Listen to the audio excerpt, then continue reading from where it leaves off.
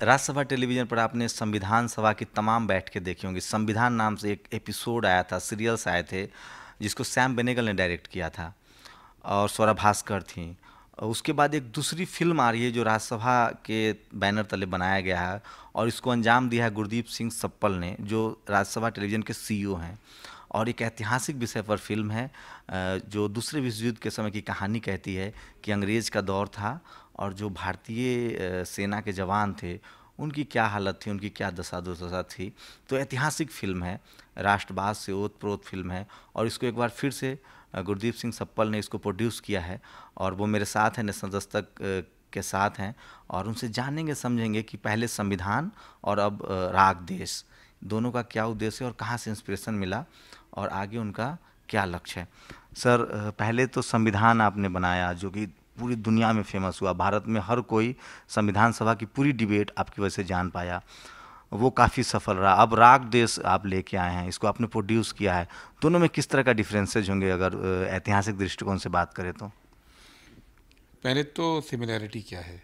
Similarity ये है कि राज्यसभा टीवी में एक हमारा मिशन रहा कि जो कंटेम्प्रेरी इतिहास है, जो ये बताता है कि आज जो हिंदुस्तान है, आज का हिंदुस्तान बना कैसे, ये इतिहास की जानकारी लोगों को अब कम है। क्योंकि 1947 में हम एक बहुत पिछड़े हुए गरीब मुल्क थे, तब से आबादी 4 गुना हो गई और हम आज दुनिया के टॉप देशों में हैं। ये अपने आप नहीं हुआ, और ये कहानी, इसके पीछे क्या प्रोसेस रहे, क्या लड़ाइयाँ रही, क्या संघर्ष रहे, संविधान में वो मूल्य कैसे आए, ये सब कहानी लोगों को बताने की ज़रूरत है। और लोगों को बताने के लिए सबसे अच्छा माध्यम जो है वो टीवी और फिल्म है।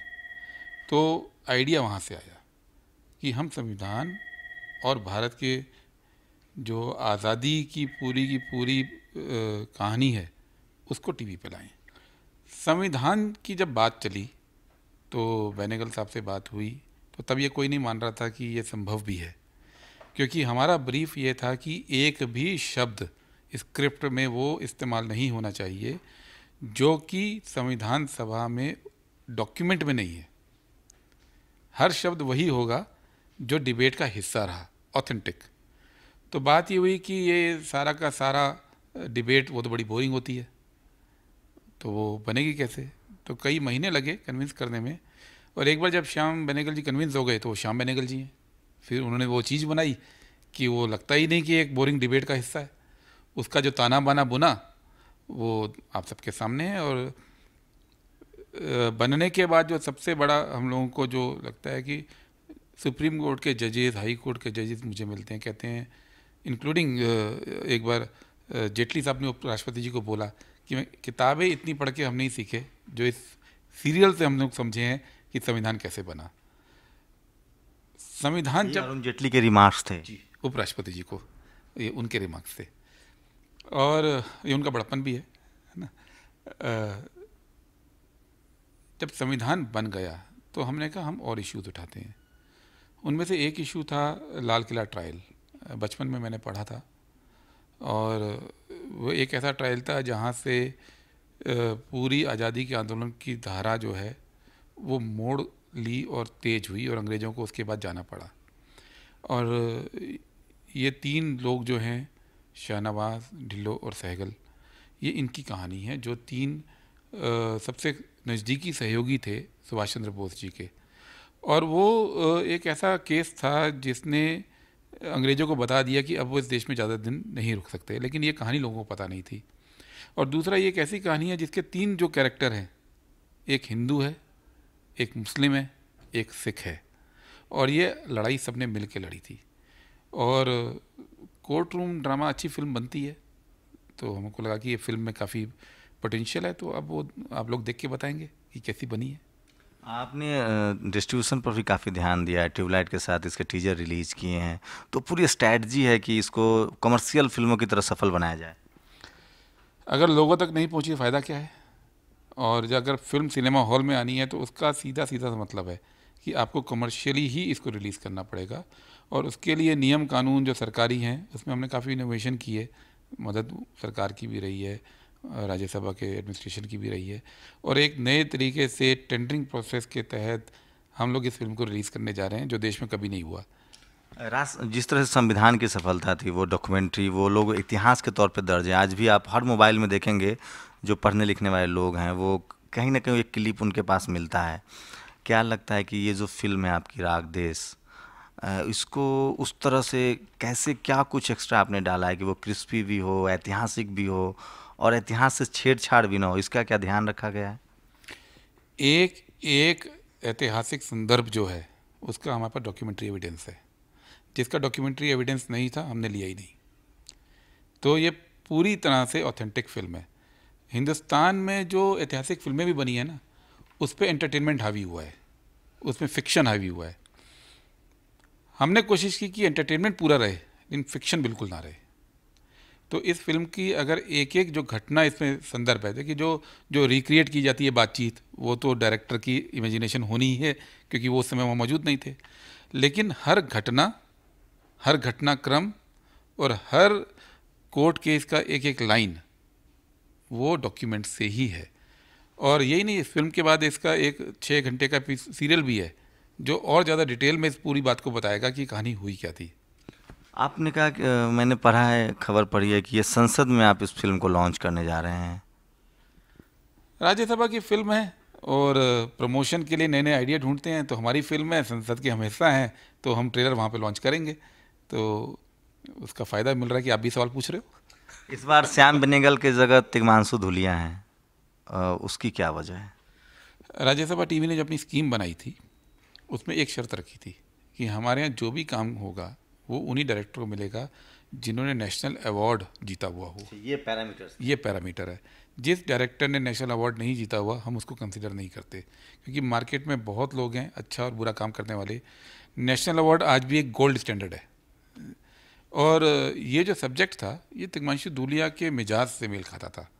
और मैंने खुद उनकी जो फिल्म देखी थी पान सिंह तोमर, वो फिल्म में जो उनका ट्रीटमेंट था, वो जो सेंसिटिविटी उनमें दिखाई नजर थी, तो हमको लगा कि ये फिल्म उनसे बनवाई जाए, क्योंकि एक ही डायरेक्टर हर फिल्म तो बनाएगा नहीं।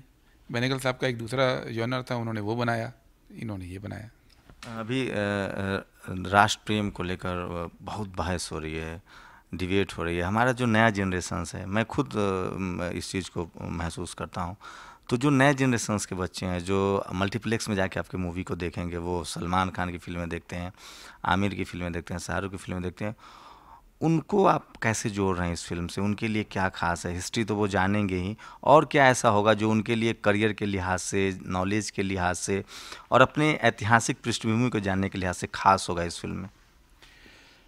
मूलतः फिल्म एंटरटेनमेंट है और लोग एंटरटेनमेंट देखने जाते हैं, लेकिन हमने ये किया कि एंटरटेनमेंट इतिहास से जुड़ा हुआ हो। जो फिल्म ऑडियंस है वो मैच्योर हो गया है इस देश में।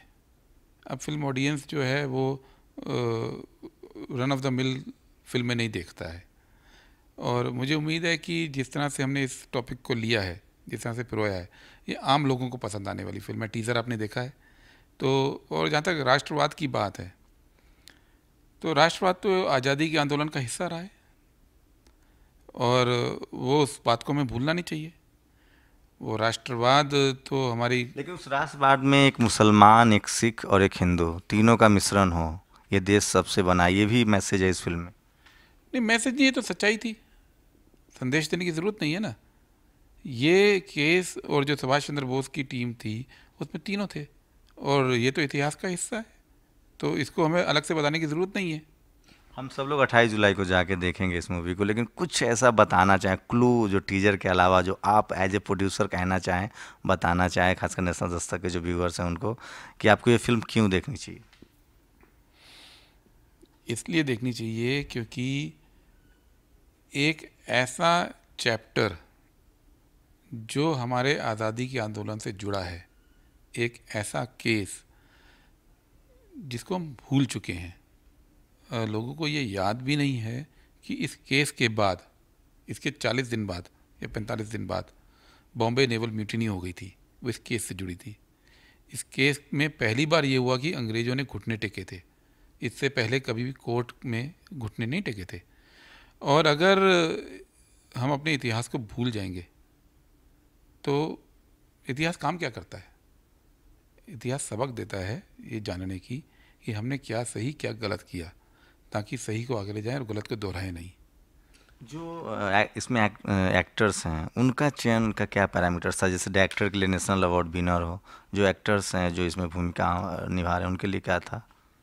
एक्टर का चुनाव पूरी तरह डायरेक्टर के विवेक पे था, लेकिन मुझे पता है जब हम लोग इसका चुनाव कर रहे थे और तिग्मांशु धूलिया जी से मेरी बात होती थी, एक चीज़ दिमाग में बहुत साफ थी, ये तीनों जो लोग थे ये ब्रिटिश आर्मी में, ब्रिटिश इंडियन आर्मी थी उसमें ऑफिसर थे, और उस वक्त जो लोग ऑफिसर बनते थे वो देश का एलिटिस्ट ऑफ एलिट थे। उनका रहन सहन, उनका गेटअप, उनका मैनरिज्म, उनके एटिकेट्स वो अंग्रेज़ों से कहीं कम नहीं होते थे, वो अंग्रेज़ों के हिस्से थे।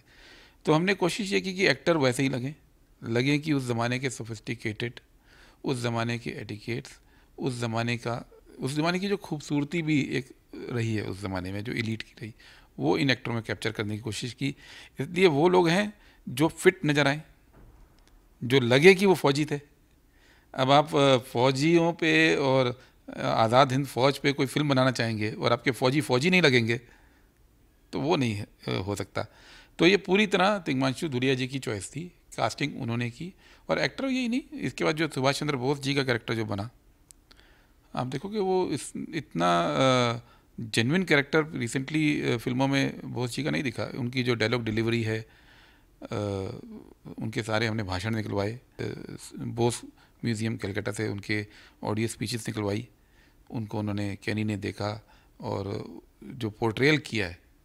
फिर जो इसमें कैप्टन लक्ष्मी सहगल का रोल किया, मयूरी जो हैं तमिल हीरोइन है, उनको तिग्मांशु धूलिया का बिल्कुल स्पष्ट निर्देश था कि आपको हिंदी नहीं बोलनी है, तमिल हिंदी बोलनी है। और वो जो इफ़ेक्ट आया है वो आप देखेंगे, बहुत अच्छा आया है। नेशनल अवार्ड डायरेक्टर, फिल्म भी नेशनल अवार्ड जीतेगी, एक्सपेक्टेड है? मुझे लगता है तो हर डायरेक्टर जो नया हो पुराना हो, जो फिल्म बनाता है वो दो चीज़ जरूर चाहता है, दर्शक देखें और दर्शक और क्रिटिक सराहें। तो ये सपना तो हमारा देश के कितने सिनेमा हॉल में रिलीज कर रहे हैं इसको? अभी फाइनल हो रहा है, लेकिन लगभग 1000 से 1200 सिनेमा हॉल में हम इसको रिलीज़ कर रहे हैं। मतलब ये राज्यसभा टेलीविज़न के बैनर तले बनने वाली सबसे बड़ी कमर्शियल फिल्म होगी। हाँ, जो टक्कर देगी जो बाकी कमर्शियल फिल्में बनती है उसको। हाँ, ये हर मामले में कमर्शियल फिल्मों से 19 नहीं है, ये डिस्ट्रीब्यूशन में 19 नहीं है, प्रमोशन में 19 नहीं है, कंटेंट में 19 नहीं है, प्रेजेंटेशन में 19 नहीं है। एक आखिरी सवाल सर कि संविधान जो आपने बनाया बहुत सफल रहा, ऐतिहासिक है, जो उनको लगता है कि ये दस्तावेज है भारत के जो संविधान सभा की बैठकें हैं उसको, जिस तरह से अंबेडकर के स्पीचेस वो रोंगटे खड़े कर देने वाले हैं बाकी तमाम लोगों के, चाहे वो अमृता कौर हों, तमाम लोगों के। मैंने खुद हर एपिसोड जब भी कभी फुर्सत में होता हूँ तो देखता हूँ कि कुछ देख लूँ। ये फिल्म उस तरह के प्रभाव डाले, इसके लिए तो आपने वो तमाम चीज़ें की हैं। एक जो सवाल पैदा होता है कि जो नया जनरेशन्स हैं वो कहीं ना कहीं अलग तरीके की चीज़ें देख रहा है, वो पूरी दुनिया की सिनेमा देख रहा है। ऐसे में हाल के दिनों में बहुत सारे ऐसे फिल्में आई हैं जो जो बेहतर कर रही हैं। तो ये कभी जहन में था कि कमर्शियल हो सकता है कि हम अनसक्सेस हो जाए क्योंकि हम एक हिस्टोरिकल फिल्म बना रहे हैं? देखो, फिल्म की सफलता पे तो कोई कुछ कह ही नहीं सकता। हमने कोशिश ये की कि ईमानदार अप्रोच रहे, इतिहास को लें और एंटरटेनमेंट रखें, वो हम कर पाए। और जहाँ तक दस्तावेज की बात है, इस फिल्म के बाद इसका एक बड़ा वर्जन भी है। ये फिल्म तो 2 घंटे की है, इसके बाद 6 घंटे का सीरियल है, वो संविधान की तरह ही कलेक्टर आइटम होगा। उसमें जो बारीकियाँ और थी और पेचीदगियाँ थी कानूनन, वो सब उसमें कवर की हैं, और वो संविधान की तरह ही एक वीडियो डॉक्यूमेंट रहेगा। ये इसमें हमने इंश्योर किया है। तो अगर आप राष्ट्रवाद समझते हैं, राष्ट्र से प्रेम करते हैं, तो अपने इतिहास को ज़रूर देखिए, समझिए और खंगालिए। और उसमें जब आप देखेंगे, समझेंगे, तो पाएंगे कि ये देश सबके मिलने से बना था। उस देश की आज़ादी की लड़ाई में सबका योगदान था, चाहे वो मुस्लिम हो, सिख हो, ईसाई हो या हिंदू हो। और इसलिए ज़रूरी है कि आपके राष्ट्रवाद में भी सभी लोगों का समावेश हो। और इसीलिए मैं खुद गुजारिश करता हूँ आप लोगों से कि आप लोग राग देश ज़रूर देखें, ताकि आपको समझ में आए कि ये फिल्म ऐतिहासिक के साथ साथ भाईचारा भी सिखाती है, और देश की आज़ादी के लिए सबने अपनी जान दी थी, खून बहाया था, और इसलिए ये देश बेहतर देश बन पाया है। और इसलिए जिस तरह से संविधान ने को आप लोगों ने देखा, सपोर्ट किया, ऐतिहासिक था। मैं भी उम्मीद करता हूँ सप्पल साहब ने इसे प्रोड्यूस किया है तो ऐतिहासिक फिल्म है, ज़रूर बेहतरीन फिल्म होगी। कैमरा श्याम के साथ शंभू कुमार सिंह, नेशनल दस्तक, दिल्ली।